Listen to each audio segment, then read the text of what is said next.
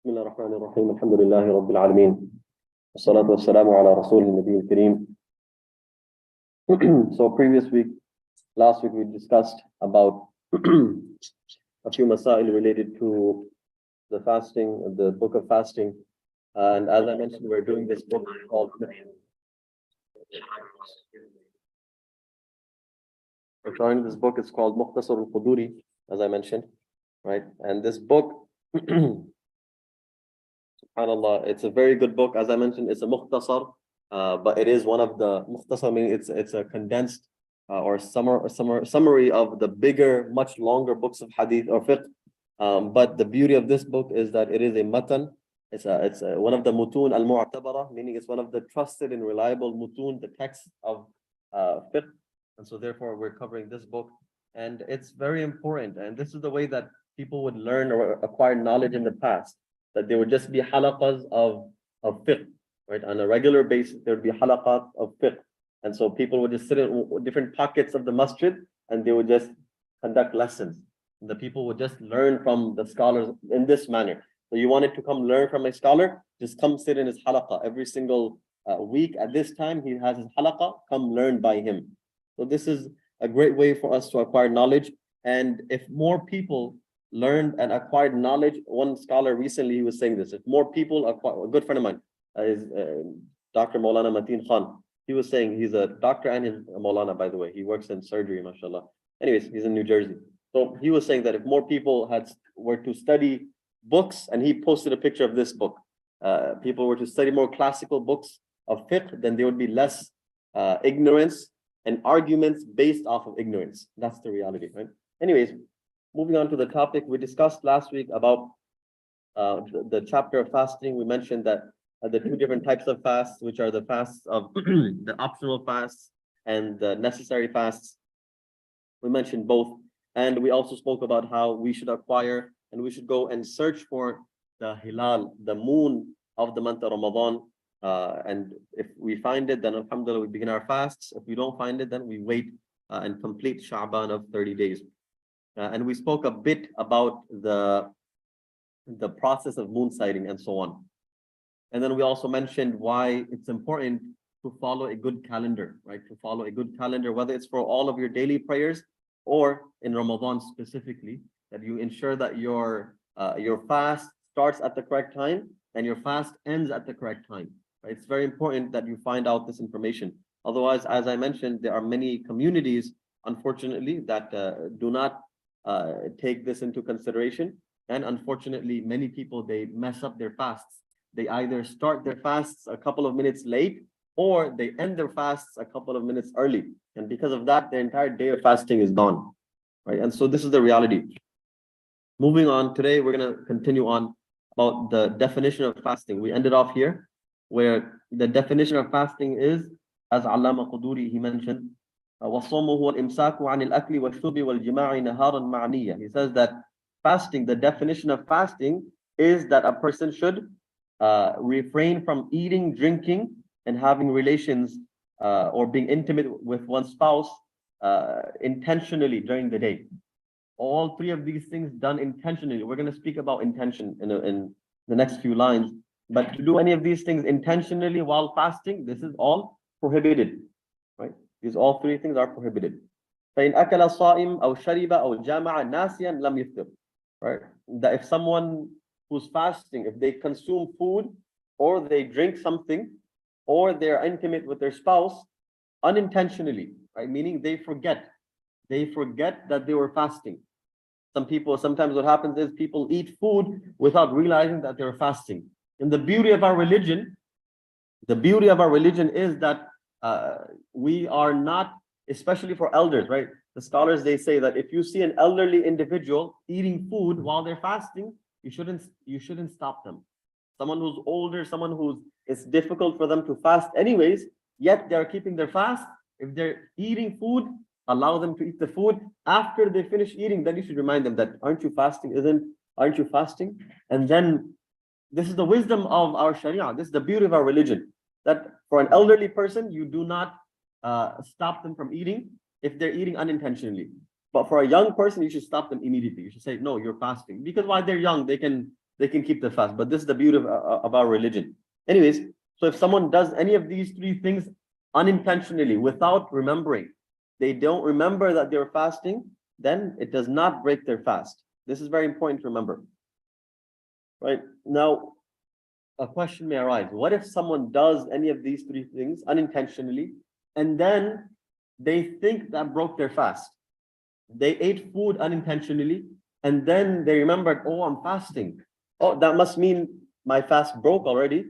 So what happens now? So the scholars, they say that after that, if a person eats intentionally, after eating unintentionally, then only qada, no kafara. Only qada, no kafara. We're going to talk about kafara, qada, we're going to speak about all of this, but essentially, that person only needs to make up that fast. So again, the scenario is someone ate food unintentionally, and then that person thinks that because I ate food unintentionally, my fast is now broken. And then they go and eat food regularly. So in that case, they will not have to do kafara, they will only have to do qada. And we're going to speak about kafara probably next week. Anyways, so if anyone does any of these three things, forgetting that they're fasting, then they will not have to, their fast is not broken. فإن نام فاحتلم أو نظر إلى امرأته فأنزل أو ادهن أو احتجم أو اتحل أو قبل لم يفطر. If someone is sleeping, right, and this is a bit more for the adult audience, but inshallah, I'll speak in a bit ambiguous terms also. But if someone is sleeping and they have a wet dream, in that case, or a person looks at his wife and that person ejaculates, right? Or that person, he puts oil in different parts of their body. They put oil on, or they do hijama. If they do hijama, or they put kuhul, kuhul into the eyes, the surma, whatever you call it, right? If they put kuhul also, or they kiss their spouse, right? In all of these cases, this does not break your fast. Now, regarding the last part of kissing of one spouse, obviously there should be no transfer of saliva. Of course, a person should ensure that it's just maybe like the cheeks or something on the forehead or whatever it is, and that's okay, right? And we're going to speak about that in the next line as well. But in these other cases, right, if you sleep and you see a wet dream, or a person, he looks towards his spouse, which is obviously rare, but if a person looks towards his spouse and something comes out, then or a person is applying oil on different parts of their body. Some people, they have this misconception. Maybe I'm putting oil on, does this break my fast? No, it does not. Or if you do a hijama, or you go for a blood test, you donate blood, all of these things, they do not break your fast. Putting kuhul, putting eye drops, none of this breaks your fast. These are very important masail. From this we understand, again, they didn't have eye drops, maybe they didn't have the modern form of eye drops, but they had kuhul. And so eye drops don't break your fast either, right? And so also eardrops do not break your fast, but the nasal sprays do, okay? Eye drops do not break your fast. Eardrops also, unless your eardrum is perforated, it does not break your fast, but nasal sprays do break your fast. And of course, anything in the mouth, okay? So these things do not, the other things that I mentioned, hijama and kuhul, or kissing one's spouse, this doesn't break a person's fast. فإن أنزل بقبلة أو لمس فعليه القضاء ولا كفارة عليه. If someone does ejaculate by kissing a person's spouse or by touching the spouse, then there's only qada, there's no kafara. Again, person goes through that, then only qada, no kafara. But there must be a distinction made between the two types of ejaculation. There's two types. One is called madhi, another is called mani, right? Madhi is what is called pre, right? And then the other one is the normal one that we understand. So the pre ejaculation, that does not break your fast, and of course you do not have to shower for that either, right? Pre ejaculation, that doesn't break your shower. For regular ejaculation, you must go shower afterwards. It's necessary. It's fard. You must go shower afterwards. But for the pre ejaculation, that doesn't break your shower. You just have to clean that portion or change your clothes, and you make wudu. It breaks your wudu, but it doesn't break your fast. Feel free to ask any questions if you have. Toothbrush, I'll answer at the end. ولا بأس بالقبلة إذا أمن على نفسه ويكره إن لم يأمن. Right? If a person kisses his spouse, it's okay so long as he can control himself. If a person can control himself, it's okay to kiss your spouse. And again, of course, as I mentioned, the condition of no exchange of, you shouldn't kiss them in a place where it would obviously lead to transfer of saliva or anywhere where it may be of doubt. And so just cheeks and forehead and wherever else, right? And if a person is not able to control themselves, that person should not, it's makruh for them to kiss their spouse. All right. As for, now I mentioned about eating when you're forgetting that you're fasting, right? I mentioned regarding that. What if the scenario is that, what if someone is gargling and some water goes down their throat? This happens also very frequently. So you unintentionally or you mistakenly eat or drink. Right? If you eat or drink mistakenly, meaning you knew you're fasting, you know you're fasting, but it happened by mistake. As I mentioned, the scenario is that you're gargling and accidentally some water goes down your throat. The ruling is that for that person will only be qada. There will not be any kafara. There's no kafara for that person. They must only make qada. Again, you're making wudu and you're gargling. You should be very careful when you gargle, right? Make sure that it's only remaining in your mouth. And so when you are gargling, if by any chance your water does go down your throat, in that case, you must make up that fast. You must make it up, but you will not have to give kafara. And we'll talk about kafara next week, inshallah. Because there's a bit of detail to it next. So I'll speak about it next week, inshallah. If you have any questions about what I spoke about, inshallah, you can ask or message, inshallah. But about other questions, I'll answer at the end. Now he goes into vomit, right? وَإِنْ ذَرَعَهُ الْقَيْءُ لَمْ يُفْطِرْ. Right? He says that if someone vomits, it does not break their fast. Many people have this misconception. They think that if you vomit, it breaks your fast. It does not break your fast. Okay? If you vomit, it does not break your fast. وَإِنْ اسْتَقَاءَ عَامِدًا مِلْءَ فَمِهِ فَعَلَيْهِ الْقَضَاءُ. If someone vomits, again, the condition is, if someone vomits intentionally, they force themselves to vomit and they vomit full mouth, meaning a lot. They vomit a lot and they vomit intentionally while fasting. In that case, they must repeat and they must make qada. Okay, not kafara, but they must make qada. Again, this is when you vomit intentionally. You force yourself. You put your finger down your throat and you make yourself vomit, and it's a lot of vomit. In that case, that will break your fast. Okay. So far, so good. Everyone's understanding. It's inshallah. All right. And if it's anything less, if someone is vomiting unintentionally, if someone is just vomiting and it's less than a full mouth or it's a full mouth, meaning it's a lot or it's a little bit, it doesn't matter. It does not break the fast. It does not break the fast, whether it's a little bit or it's a lot. Yes.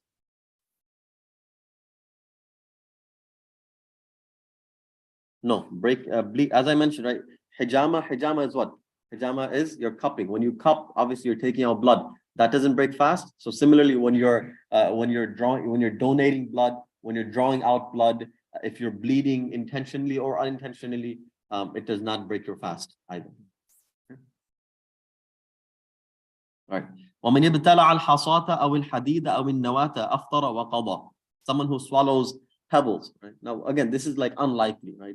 And that's why it's not really food, right? But it's something that's unnatural for someone to consume. But let's say someone unnaturally consumes pebbles, right? Or they consume some iron or some metal, something metal, right? Or they swallow some seeds, right? Some seed of something, whatever it is, or some pit, let's say the date seed, for example, they swallow that. In that case, it will break their fast. It will break their fast, but they will only make qada, no kafara. Again, so far, we're only talking about these, all of these only necessitate qada, no kafara yet. So again, these are unnatural things. Anything, anything similar to this as well. Anything similar to these things, such as, pebbles and all of these things, people don't generally eat them, right? Maybe wood and other things. People don't generally consume them. This is not food, right? But if someone does happen to eat it and swallow it, then only qada, no kafara. Okay? All right. وَمَنْ جَامَعَ عَامِدًا فِي أَحَدِ السَّبِيلَيْنِ أَوْ أَكَلَ أَوْ شَرِبَ مَا يُتَغَذَّى بِهِ أَوْ يُتَدَاوَى بِهِ فَعَلَيْهِ الْقَضَاءُ وَالْكَفَّارَةُ. Now, this is the final line that we'll do today, is that if someone is intimate with their spouse intentionally, someone is intentionally intimate with their spouse in either of the pathways, which we should understand that, or they eat or they drink intentionally, right? Something that which they can take nourishment from.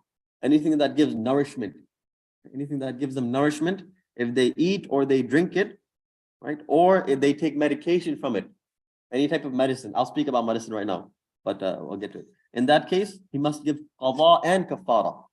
Again, someone who does any of the three things that we mentioned breaks the fast.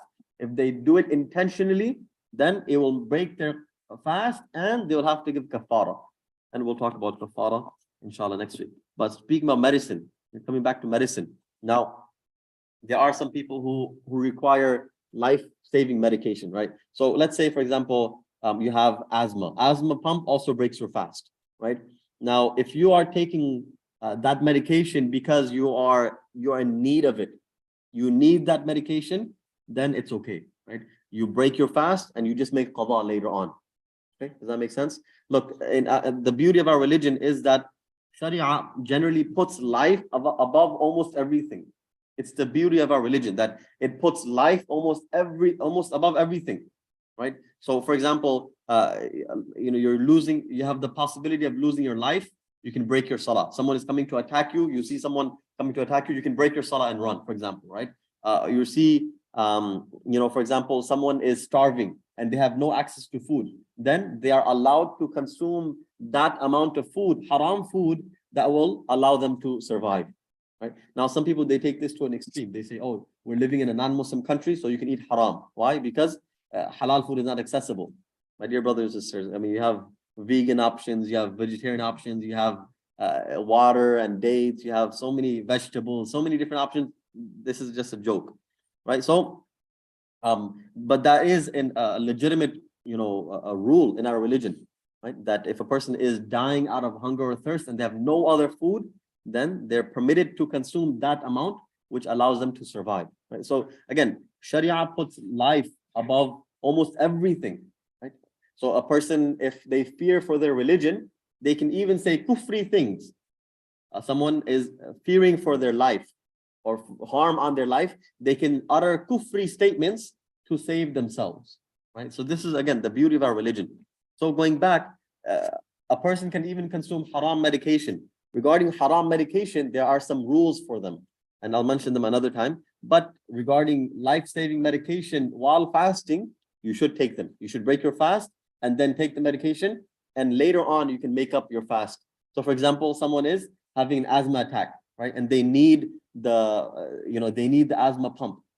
They should take the asthma pump later on if they need. We're not talking about just regularly, they don't really need it, but they're experiencing some difficulty.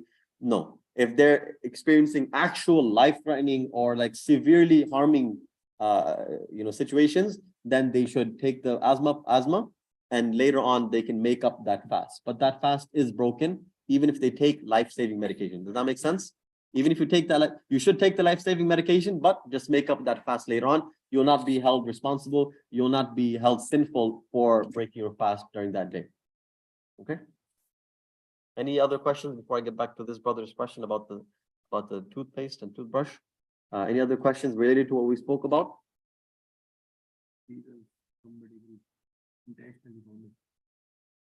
Why would someone intentionally vomit? Not sure, to be honest, why someone would intentionally vomit. I mean, see, look, a lot of fiqh is black and white, right? A lot of fiqh is like, you know what, this is right, this is wrong. If you do this, this happens. Like, who's gonna go eat pebbles? Let's be honest. Who's gonna go around eating pebbles and iron and all of these things, right? Metal. No one. It's not really practical, right? But it's just the rules are there.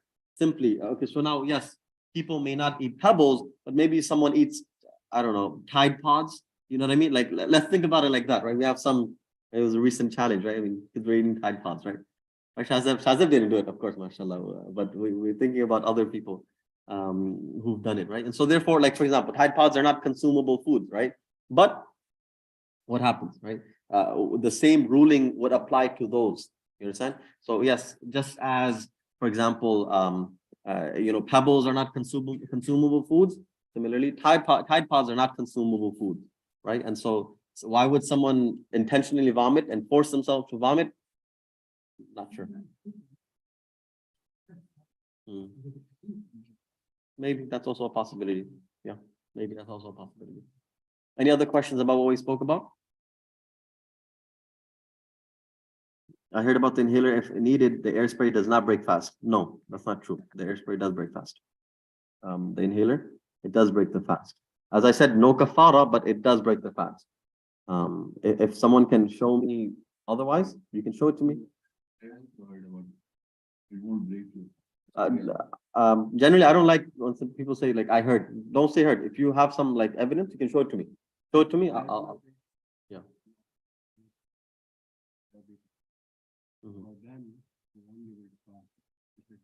That's not true because my wife also has a severe case of asthma. My wife was also able to fast. So this is not true, right? You can people who do have asthma, they can fast. You apno asthma ase? No, okay, but my father-in-law is also here. So yes, my wife does have asthma and she's able to fast as well. But yes, asthma sprays, they do break the fast. Yeah, so that's coming. That we'll get to with the toothbrush. Anything else about what we spoke about?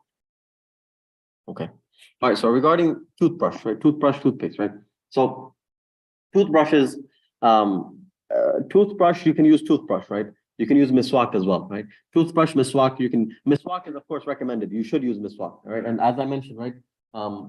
This book is here, the 70 authentic ahadith on the virtues of using the miswak. It's here. I'm putting it here for the next few days. So if you like to read it, by all means, please read it. I encourage you to please read it. Go ahead and read that book. Inshallah, it'll be beneficial.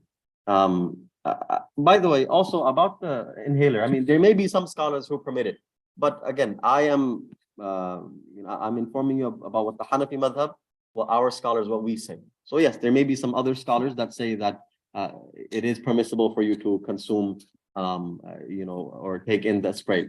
There may be other scholars who say differently about other things. For example, the vomit, according to other scholars, it does break the fast. According to some other scholars, it does break the fast.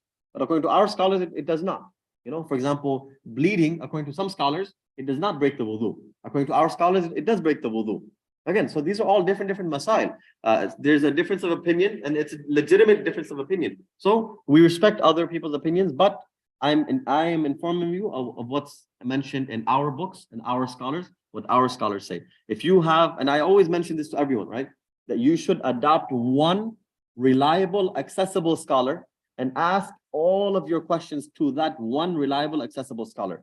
That does not have to be your local scholar. It does not have to be me. It does not have to be me, right? But you should find one reliable. What does reliable mean? Meaning that they have a sanad. They can show their sanad that I learned from my teacher, who studied from his teacher, who studied from his teacher, and it goes back to the Prophet ﷺ. That's very important. That's our diploma, essentially. That's our degree, essentially, right? When a scholar has that, you can consider him to be reliable. If they don't have that, I'm sorry, you can't become an internet mufti, right? Second is accessible. That person must be accessible. You must be able to ask them questions. You follow this one great scholar, mashallah, great senior scholar, but you cannot ask them any questions. You cannot, when you email them, it goes to someone else, right? No, you should find one reliable, accessible scholar, ask them all of your questions. Whatever questions you have, you ask them. Whatever they say, you stick to it. Whatever they say, you stick to it. Don't go around fatwa shopping and stuff. You stick to that one scholar, whatever that scholar says. So again, our opinion, our scholars, their opinion is that inhalers do break the fast. If your reliable, accessible scholar says otherwise, you should go follow your reliable, accessible scholar. This is what I'm telling you, right? So if that's what your reliable, accessible scholar says, go follow that scholar. But our scholars are saying that asthma pumps do break the fast, as well as nasal sprays. They do break the fast. Going back to toothbrush and miswak, I wanted to finish that tangent on the asthma sprays. Anyways, about the miswaks, you should use miswaks, even if the miswaks have, whether the pieces of the miswak come off, or even if you taste, some of the miswaks have like a minty flavor, it's okay. So long as it's not additional, so long as it's not unnatural, mint, it's okay. So long if it's natural flavor, it's okay, right?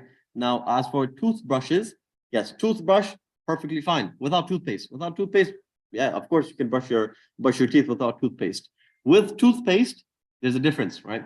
According to our scholars, if you use the regular toothpaste, again, this is under the assumption that it does not go down your throat, right? Under the assumption, so you gargle everything as much as you possibly can. Yeah, there will always be like microscopic or like, maybe that taste will remain. We're not talking about the taste. We're talking about physical toothpaste, actual toothpaste. If you use regular, Colgate, Crest, whatever you use, if you use those, it's makruh, it's disliked, it's reprehensible to do that. Why? Because you're tasting something that's flavored. Just like, for example, when you're cooking food, if there's no need, you should not be tasting it. If there's no need for it, you should not be tasting the food, right? Although the food doesn't go down, it just comes on your taste. But even then, that's makruh, right? If you are required, that's a different story. Let's say someone has an abusive husband, right? It's mentioned in the books of fiqh. This is mentioned in the books of fiqh that if someone has an abusive husband and that woman knows that my husband will abuse me if the food is not good, then for that lady it's okay. Again, just considering the crazy scenarios that we face. So for toothpaste, if you use normal toothpaste with fluoride, with all of the other the strong taste that it has, then it is makruh. But there are many toothpastes which are natural, especially one called Tom's of Maine. Tom's of Maine. You can Google it and you can find it on Amazon. It's natural toothpaste. For that, if you use natural toothpaste, it's not makruh at all. It's perfectly fine. So to answer your question, yes, you should brush. Every single person should brush their teeth. Please brush your teeth. My humble request, please, everyone, please brush your teeth. Brush your teeth, but please use Tom's of Maine. Tom, T-O-M, just like, Facebook, was it Facebook? MySpace. Tom from MySpace, Tom's of Maine, M-A-I-N-E, just like the state, right? So Tom's of Maine, you can find it. You can find it on Amazon. You can find it everywhere, right? They're not paying me for this, obviously, right? So you can go any natural toothpaste, you can use it. Okay, there are other natural toothpaste also, but this is a reliable. I believe they're like vegan free. They're all that other stuff as well. But essentially, they're natural. That's the most important part. Okay, so if you use natural toothpaste, it's not makruh at all. Again, under the assumption that it does not go below your throat. Any follow-up questions on what we discussed? Yes. Mm-hmm.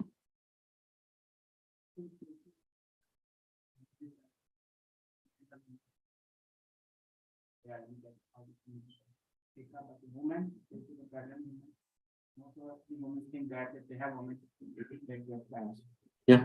So again, that's why I've made this class free. I've made this class accessible on site and online. I'm doing my best. And so the question was that there may be many women who don't know. And that's why I'm encouraging everyone, all of you, you should tell your families that please, again, there's only like 30 people here. We know the community is not only 30 people. We know the community is hundreds, and there's only a few people, 10, 12 people online right now. There are many, many, many more people who don't know, who are not aware of this.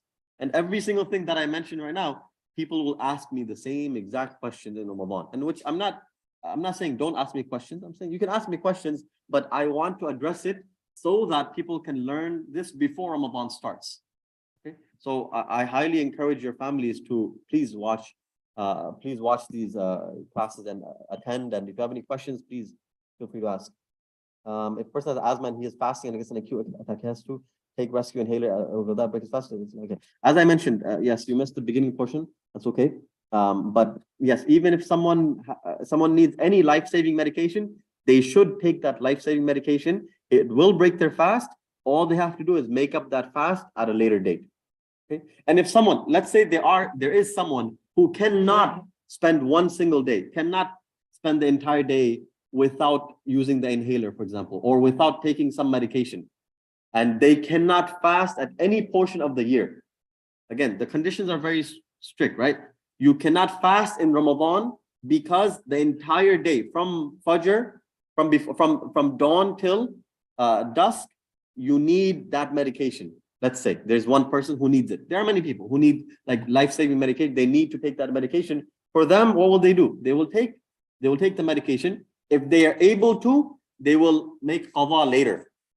If they're able to, they will make qada later. If they're not able to, we will talk about that later. We'll talk about what if a person cannot fast at all. they're too old, for example, or they have too many medications that they need to take, what's the responsibility? And we'll talk about it later. If something is stuck in teeth, like small piece of fruit, and then is swallowed unintentionally, is there a size limit to it? Yes, there is a size limit. Generally, the scholars, they say it's like the size of a chickpea. If it's smaller than a chickpea and you swallow it, it's okay. Meaning it's already in your mouth.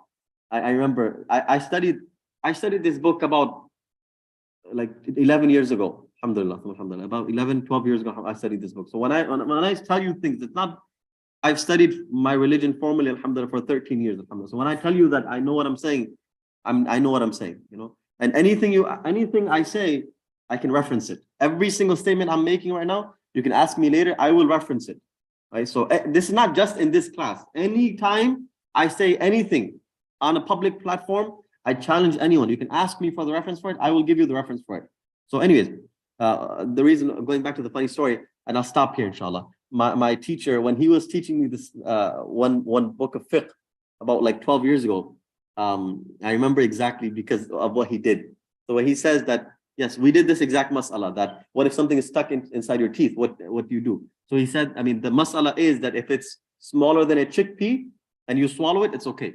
But he says, if you do this, if you say, and you take the food out of your mouth and say, ooh, chicken, and then you put it back in your mouth. 12 years ago, this happened. 12 years ago, my teacher did the exact thing. He's from Pakistan. Allah bless him. So he said, if someone takes a piece of chicken out of their mouth, they say, ooh, chicken. And then they put it back in their mouth, then that breaks their fast, right? But if you had anything inside your mouth that was stuck between your teeth, which is smaller than a chickpea, and you just swallow it, that does not break your fast. Okay?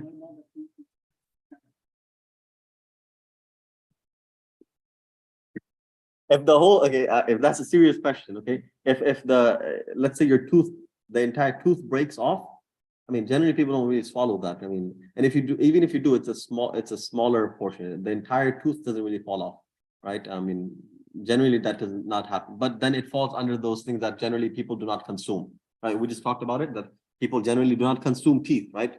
And so therefore, qada would, if it's bigger than the chickpea, then qada, and that would be it. If you have any other questions, please feel free to text me, inshallah. Allah Ta'ala accept. Allah Ta'ala bless you all tremendously. Jazakumullah khairan wa akhiru da'wana.